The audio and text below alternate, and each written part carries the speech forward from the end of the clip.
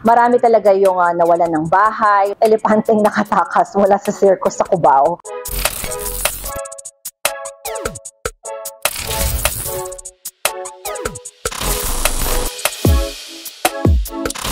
One of my most memorable coverages, unahin ko na muna, yung aftermath ng Typhoon Yolanda.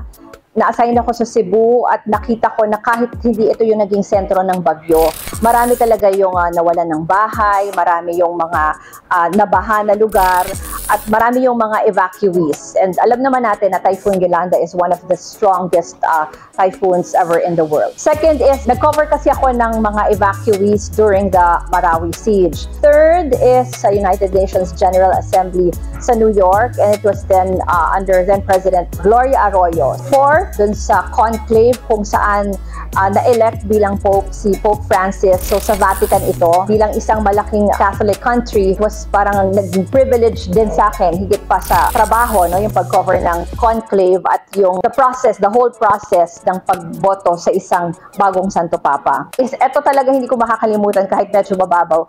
Nag-cover ako ng elepanteng nakatakas mula sa circus sa Cubao. It was my first live report ever, kaya very memorable sa akin. And dahil bukod sa nakakatawa, yung maliit na bagay na gano'n, makikita mo kung gaano din kalaki yung epekto niya.